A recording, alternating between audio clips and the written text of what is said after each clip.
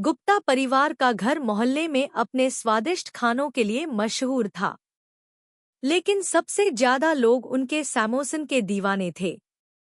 माँ जी हर संडे को गर्मागर्म समोस बनती और पूरा मोहल्ला खुशबू से भर जाता। बच्चे दूर से ही चिल्लाते, आज गुप्ता आंटी के समोस बन रहे हैं। लेकिन एक दिन अजीब हुआ। माँ जी ने प्यार से समोस ताल कर थाली में रखे, और जैसे ही वो पूजा घर में प्रसाद रखने गई, वापस आई तो देखा थाली खाली, एक भी समोसा नहीं बचा। माँ जी चीख उठी, अरे, समोस गायब हो गए। राकेश और उसकी बहन पिंकी ट्यूरिन दौड़ कर आए। पिंकी बोली, माँ, आपने खुद ही तो नहीं खा लिए। माँ जी गुस्से में बोली, पागल मैड बैन, मैं अपने बनाए समोस कैसे खुद खा सकती हूँ। सब घर वाले हैरान थे कि समोस बिना किसी आवाज के कैसे गायब हो गए।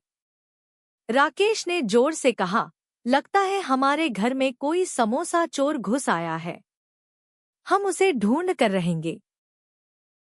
अगले दिन सुबह गुप्ता परिवार ने फैसला किया कि अब समोसा चोर की तलाश शुरू करनी होगी। राकेश ने डिटेक्टिव जैसा टोपी पहना और पिंकी ने एक कॉपी और पेंसिल ली। हम सब कुछ नोट करेंगे। माँ जी ने कहा, आज भी मेन समोस बनाऊंगी, लेकिन तुम दोनों छुपकर नजर रखना। जब समोस ताल कर तैयार हुए, पूरे घर में उनकी खुशबू फैल गई। राकेश और पिंकी किचन के पर्दे के पीछे छुप गए। थाली में 10 समोस रखे गए और माँ जी ने झूठी एक्टिंग की जैसे वो अंदर कमरे में जा रही हो। कुछ देर बाद हल्के कदमों की आहट सुनाई दी। पिंकी ने डायरी में लिखा, 12 बजे, कदम की आहट। राकेश ने अपनी सांस रोक ली।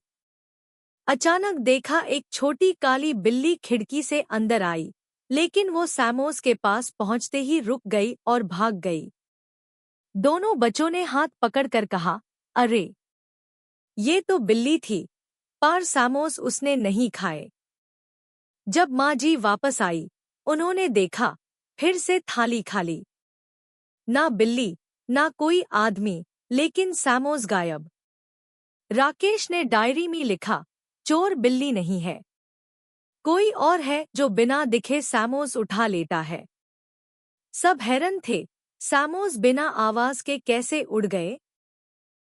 समोस बार बार गायब होने से गुप्ता परिवार परेशान हो गया। राकेश ने फैसला किया कि अब सिर्फ घर ही नहीं, पूरे मोहल्ले पर नजर रखनी होगी। उसने पिंकी से कहा, अगर समोस हमारे घर से उड़ते हैं, तो जरूर चोर पास ही रहता होगा। दोनों बच्चे साइकिल लेकर गली गली घूमे। हर जगह पूछताछ की, क्या आपने कोई अजीब आदमी देखा जो समोस लेकर भाग रहा हो? मोहल्ले के लोग हैस्ट हुए कहते, अरे बच्चों, तुम्हें समोसा चोर मिल जाए तो यूं भी बताना, हम भी पकड़ेंगे। पर राकेश को ये मजाक बिल्कुल पसंद नहीं आया। उसने प्लान बनाया, अगले दिन समोस खुले में रखे जाएंगे, लेकिन उनके पास एक छुपी कैमरा वाली घड़ी होगी। पिंकी एक्साइटेड हो गई, वाह, डिटेक्टिव जैसा प्लान है। उस रात को माँ जी ने समोस थाली में रखे और घरवाले छुप गए। कैमरा वाली घड़ी थाली के पास रख दी गई। सब इंतजार करने लगे। अचानक खिड़की से हल्की सी हवा चली और थाली का ढक्कन हिल गया। जब सब भागे तो देखा, फिर से समोस गायब। राकेश ने घड़ी उठाई और बोला, अब सच सामने आएगा। रात को सब लॉक टेबल के पास बैठे और राकेश ने कैमरा वाली घड़ी चलाई। स्क्रीन पर पहले सब नॉर्मल था, समोस थाली में रखे दिख रहे थे। फिर धीरे धीरे एक अजीब सी चीज सामने आई। थाली के पास से एक छाया जैसी परछाई गुजर रही थी। उसका ना चेहरा दिख रहा था ना पैर, बस एक नूनली सी आकृति थी जो हवा की तरह चल रही थी। पिंकी की आंखें फट गई, अरे, ये तो इंसान भी नहीं लग रहा। माँ जी ने टॉ से अपने कपड़े पाँच कर कहा, है रे, कहीं कोई भूत वूत तो नहीं। लेकिन राकेश ने गुस्से में कहा, नहीं माँ, भूत वूत कुछ नहीं होता। ये जरूर कोई ऐसी चीज है जो कैमरा में ढूंढली लगती है, पर असल में ये चोर ही है। स्क्रीन में दिख रहा था कि वो छाया आई, सामोस एक एक करके उठाए और एफआईआर हवा में गुल गई। सबकी सांसें अटक गई। गुप्ता जी, जो अब तक चुप थे, बोले, अगर ये चोर इंसान नहीं पर कोई जादुई चीज है तो ह्यूम उसका सामना करना पड़ेगा। राकेश ने अपनी डायरी खोली और लिखा, चोर इंसान नहीं लगता, जादुई या अद्भुत ताकत हो सकती है। पिंकी ने कहा, तो कल से हम तलाश और गहरी करेंगे। सामोस के पीछे कुछ बड़ा राज छुपा है। अगली सुबह राकेश और पिंकी मोहल्ले के पुराने बाजार गए जहां अक्सर अजीबोगरीब चीज़ें बिकती थी। उन्हें उम्मीद थी कि शायद कोई बुद्धिबूत बाबा या दुकानदार उन्हें सैमोस बेल चोर के बारे में कुछ बताए। बाजार के कोने में एक छोटी सी दुकान थी जिसमें रंग बिरंगी बॉटल्स और पुराने कच्चे कागज रखे थे। उस दुकानदार का नाम था चतुर बाबा। चतुर बाबा ने बच्चों को देखकर मुस्कान दी, अरे डिटेक्टिव साहिबा, तुम दोनों यहाँ कैसे? पिंकी ट्यूरेंट बोली, बाबा जी, ह्यूम सैमोस का चोर पकड़ना है। वो ना इंसान लगता है, ना जानवर, बस एक छाया। बाबा ने अपनी आंखें बंद की और कुछ देर मंत्रा जपा। फिर कहा, तुम्हारे मोहल्ले में जो दिख रहा है वो कोई आम चोर नहीं, वो एक भूखंडी प्रेत है। ये प्रेत सिर्फ टेलमी टालने वाली चीजों पर जीता है। समोसा, कचौरी, पकोड़े, सब इसका शौक है। राकेश और पिंकी एक दूसरे को देखने लगे। बाबा ने आगे कहा, लेकिन इसे पकड़ना आसान नहीं। इसकी ताकत उस वक्त कम हो जाती है जब कोई उसके सामने मीठा रखे, क्योंकि इसे मीठा पसंद ही नहीं। राकेश ने डायरी में नोट कर लिया, प्रेत की कमजोरी मीठा। पिंकी एक्साइटेड हो गई, तो अगला प्लान होगा सैमोस के साथ मीठा रखना। बाबा मुस्कुराकर बोला, सावधान रहना बच्चों, क्योंकि भूखंडी प्रेत को गुस्सा आ गया तो वो तुम्हें दारा भी सकता है। उस शाम गुप्ता परिवार ने एक नया प्लान बनाया। माँ जी ने गर्मागर्म सैमोस ताल कर थाली में रखे, लेकिन इस बार उन्होंने थाली के बीच में एक बड़ी सी रसगुल्ला की कटोरी भी रख दी। राकेश और पिंकी बालकनी के पीछे छुप गए और कैमरा भी तैयार कर लिया गया। कुछ देर तक सब चुपचाप बैठे रहे। घर में सिर्फ घड़ी की टिक टिक सुनाई दे रही थी। फिर वहां हवा तेज चलने लगी और वो ही पुरानी छाया खिड़की से अंदर घुस आई। पिंकी ने डायरी में लिखा, समय रात के 12:05। छाया थाली के पास पहुंची। उसने पहले सैमोस को छूना। जैसे ही वो रसगुल्ले के करीब आई, उसने एक जोर का चीख मार दी और पीछे हट गई। घर के सब लोग कण बंद कर लिए, क्योंकि चीख इतनी तेज थी जैसे किसी ने कांच तोड़ा हो। राकेश ने जोर से चिल्लाया, सैमोस चोर, तू पकड़ा गया। अब हम जानते हैं तेरी कमजोरी मीठा है। छाया गुस्से में घर की दीवार पार पत्थर की तरह टकरा गई और फिर हवा में गायब हो गई। माँ जी घबरा गई, आरीरी, अगर प्रेत इतना गुस्सा हो गया तो अब अगले सैमोस को छोड़ने वाला नहीं। लेकिन राकेश ने हिम्मत दिखाई, माँ, अब ह्यूम डरना नहीं। हमने उसका राज पकड़ लिया है। अब उससे फंसने का वक्त आ गया है। अगली रात पूरे मोहल्ले में हवा कुछ ज्यादा ही भरी थी, जैसे कोई तूफान आने वाला हो। राकेश और पिंकी बालकनी से आसमां देख रहे थे, बादल गरज रहे थे। गुप्ता जी ने सबको संभलते हुए कहा, बच्चों, आज वो जरूर वापस आएगा। अपने प्लान के लिए तैयार रहना। घर के अंदर एक बड़ी थाली में सैमोस रखे गए और बीच में रसगुल्ले की कटोरी। लेकिन इस बार राकेश ने एक छुपी हुई जली भी लगा दी थी, जिसमें मीठा भरकर एक जाल बनाया गया था।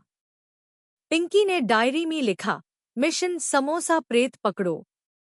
रात के 12 बजे जैसे ही घड़ी ने घंटी बजाई, हवा का एक झोंका आया और वो ही भूखंडी प्रेत सामने आ गया। उसकी आकृतियां और ज्यादा साफ दिख रही थी, लंबी बोनी बॉडी और आंखें आग की तरह लाल। उसने सैमोस की तरफ हाथ बढ़ाया। जैसे ही उसका हाथ रसगुल्ले के करीब आया, उसने फिर से एक जोर का चीख मारा। पर इस बार रसगुल्ले के चारों तरफ जली था और वो उसमें फैंस गया। प्रेत गुस्से में उल्टा पुल्टा होने लगा, लेकिन मीठा उसकी ताकत को खत्म कर रहा था। राकेश ने जोर से कहा, पिंकी, टॉर्चेस ऑन। सबने एक साथ रोशनी जली और प्रेत चमक से घायल होकर जोर से गिर गया। पिंकी ने डायरी में लिखा, प्रेत कमजोर हो गया। अब पकड़ने का वक्त है। मोहल्ले के लोग भी चिल्लाने लगे, पकड़ो, पकड़ो समोसा चोर को। जैसे ही भूखंडी प्रेत जली में फंसा, पूरे मोहल्ले के लोग गुप्ता जी के घर के बाहर जमा हो गए। बच्चे चीख रहे थे, समोसा चोर पकड़ा गया, समोसा चोर पकड़ा गया। बुजुर्ग लोग भी लाठी लेकर आ गए, लेकिन जब उन्होंने अंदर देखा तो सबकी आंखें खुल गई। प्रेत एक जलती हुई धुंध जैसा था। उसका चेहरा स्पष्ट नहीं, बस दो लाल आंखें जो गुस्से में चमक रही थी। वो जली तोड़ने की कोशिश कर रहा था, पर रसगुल्ले की मिठास उसके हाथ जलाती थी। पिंकी ने डायरी में लिखा, प्रेत की ताकत कम होती जा रही है। माँ जी ने डर के मारे राकेश के कंधे को पकड़ लिया, बेटे, आयसी घर से दूर ले जाओ, वरना कोई वेशान हो जाएगा। लेकिन राकेश ने हिम्मत दिखाई, नहीं माँ, ये चोर अब और सैमोस नहीं चुरा पाएगा। मोहल्ले के लोग बेचैन हो गए। कुछ बच्चे डर के मारे चिल्लाने लगे, तो कुछ लोग जोर जोर से हनुमान चालीसा पढ़ने लगे। प्रेत और ज्यादा बेचैन हो गया। उसने अपनी खोखली आवाज में कहा, मुझे छोड़ दो, मुझे सिर्फ सैमोस चाहिए। राकेश ने गरज कर जवाब दिया, सैमोस तेरे लिए नहीं, ये सब के लिए बने हैं। तू हमारा दुश्मन है और तुझे यहाँ जगह नहीं मिलेगी। पूरे मोहल्ले के लोग एक साथ चीखे, भाग जा समोसा चोर। प्रेत की आवाज कमजोर पड़ने लगी और वो धीरे धीरे धुंध बनकर हवा में घूमता चला गया। जब प्रेत हवा में घूमकर कमजोर हो गया, तो उसने एक आखिरी चीख मारी और धुंध से एक आदमी का चेहरा बनने लगा। सब लोग हैरान रह गए। वो एक इंसान निकला। उसने रोना शुरू कर दिया, मैं चोर नहीं बनना चाहता था, मैं तो बस भूखा था। उसने अपना नाम बताया, मेरा नाम भोलू है। मैं एक छोटे गांव का रहने वाला था। एक दिन मुझे एक जादूगर मिला जिसने कहा कि अगर मैं टेल वेल खाने खाता रहूं तो मुझे कभी भूख नहीं लगेगी। लेकिन उसने मुझे श्राप दे दिया, मैं इंसान से आधा प्रेत बन गया। तब से मैं बस सैमोस और कचौरी चुरा कर जीता हूँ। मोहल्ले के लोग एक दूसरे को देखने लगे। माँ जी की आंखों में आंसू आ गए, अरे री, ये तो बेचारा भूखा था। राकेश ने डायरी में लिखा, समोसा चोर असल में एक श्रापित इंसान है। चतुर बाबा, जो बाजार से ये खबर सुनकर वहां पहुंच गए थे, ने कहा, इस श्राप को तोड़ने का एक ही तरीका है, यूज प्यार से खिलाओ, ना कि डर से भगाओ। जब वो अपने मन से मीठा खाएगा, तब श्राप टूट जाएगा। पिंकी ने ट्यूरेंट रसगुल्ले की कटोरी उठाई और भोलू के सामने राखी। सब लोग सांस रोक कर देखने लगे। भोलू की आंखें पानी से भर गई। उसने पहली बार अपनी मर्जी से रसगुल्ला उठाया और खाया। धीरे धीरे उसका धुंध जैसा चेहरा पिघलने लगा और वो वापस एक आम इंसान बन गया। जैसे ही भोलू ने रसगुल्ला खाया, उसके चेहरे की लाल आंखें नॉर्मल हो गई, उसकी हवा जैसी बॉडी इंसानी रूप में आ गई। पूरे मोहल्ले में शांति छा गई। बच्चे चीख उठे, आरी, समोसा चोर इंसान बन गया। भोलू जमीन पर बैठ गया, आंसू बहाते हुए बोला, मुझे माफ कर दो। मैंने तुम सबको डराया, सैमोस चुराए, लेकिन मैं मजबूर था। उस जादूगर के श्राप के वजह से मेन सैमोस का दीवाना बन गया था। माँ जी उसके पास गई और प्यार से बोली, बेटा, तू भूखा था, चोर नहीं। अगर पहले ही हमसे कह देता तो हम तुझे खाना खिलते। एफआईआर उन्होंने उसके सामने गर्मागरम सैमोस रखे। भोलू ने पहली बार बिना चोर बेन समोसा खाया और सबने तालियां बजाई। चतुर बाबा ने हाथ उठाकर मंत्रा बोला, अब तेरा श्राप टूट चुका है, अब तू आजाद है। मोहल्ले के लोग खुश हो गए। पिंकी ने डायरी में लिखा, केस क्लोज्ड, समोसा चोर अब इंसान बन गया। राकेश ने मुस्कुराते हुए कहा, देखा पिंकी, असली डिटेक्टिव वही होता है जो दुश्मन को दोस्त बना दे। भोलू ने वादा किया कि अब से वो मोहल्ले का रक्षक बनेगा और सबके लिए सैमोस बनाने में मदद करेगा। उस दिन के बाद गुप्ता परिवार के सैमोस और भी मशहूर हो गए। मोहल्ले में कहानी चलने लगी, यहाँ एक समोसा चोर रहता था जो आज सबका दोस्त बन गया। और इस तरह समोसा चोर की तलाश खत्म हुई, एक प्यारे संदेश के साथ कि दोस्ती और प्यार से सबसे बड़ी बुराई भी जीत जाती है। दी एंड।